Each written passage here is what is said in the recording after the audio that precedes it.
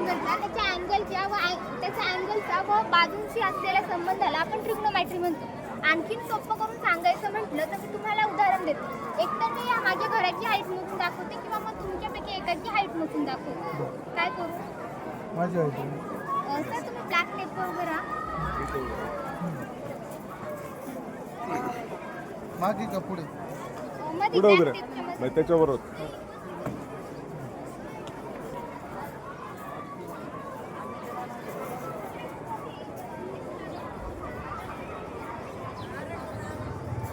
तर आता याची जी व्हॅल्यू आली आहे ती 17 डिग्री आली आहे.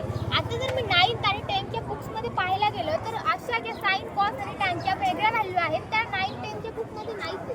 काही स्पेसिफिक व्हॅल्यूज आपल्या 9th 10th बुकमध्ये आहेत. माझ्या ह्या मॉडेलच्या मदतीने आपण अशा वेगळ्या व्हॅल्यू काढू शकतो. कारण की हे शक्य नाही आहे की दरवेळेस आपण एखाद्या गोष्टीकडं त्याच अँगलमध्ये बघू. समजा आता माझा सरांकडे बघताना अँगल आला तो आला 17 डिग्रीचा. तर मी इथे आता टॅन 17 डिग्रीची व्हॅल्यू काढते. ती मी कशी काढणार? तर सगळ्यात आधी मी प्रोटेक्टरवर 17 डिग्रीचं मेजरमेंट घेणार. आता तुम्ही बघू शकता 15, 16 आणि इथे 17. मी 17 डिग्रीचं मेजरमेंट घेतल्यानंतर सगळ्यात पहिल्यांदा मी हे बघेल का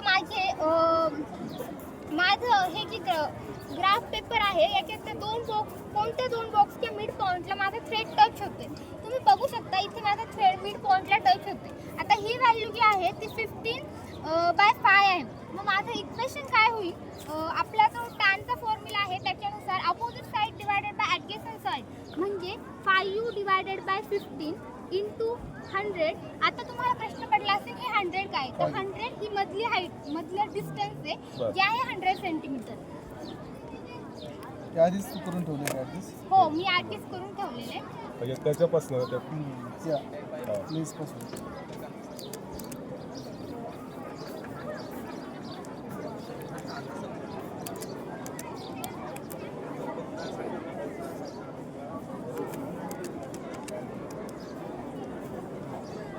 सर तुमची हाईट जवळजवळ 173 सेंटीमीटर असेल.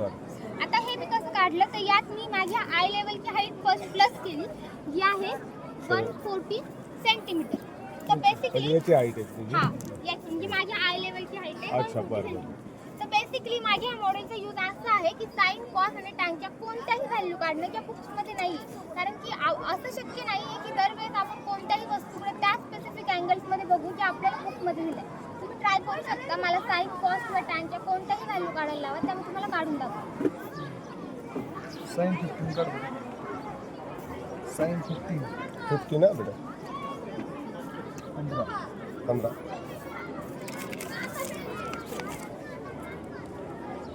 तर सगळ्यात पहिल्यांदा 15 वर मी प्रोटेक्टरवर 15 डिग्री मेजरमेंट घेतले.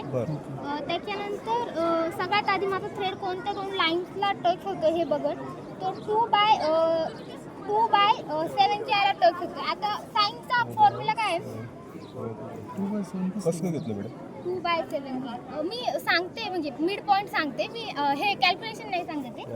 साइनचा formula opposite side divided by hypotenuse आणि आपली अपोजिट साईड म्हणजे 2 आली आणि हायपोटेन्यूजचं मेजरमेंट स्केलच्या हेल्पने काढलं.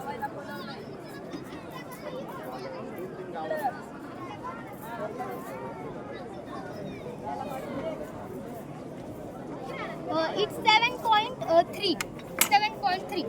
मग आता माझा जो अपोजिट साईड आली ती 2 आली आणि हायपोटेन्यूज आला 7.3. तर माझं कॅल्क्युलेशन होईल 2 डिवायडेड बाय 7.3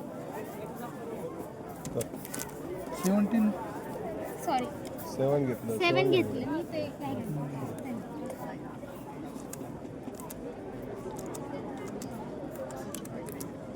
इट अप्रॉक्स 0.115.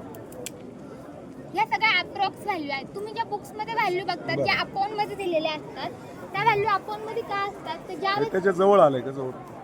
हां ज्यावेळेस आपण त्या व्हॅल्यू सिम्प्लिफाय करतो ना 1+2 ज्यावेळेस आपण त्या व्हॅल्यू सिम्प्लिफाय करतो ना त्यावेळेस हे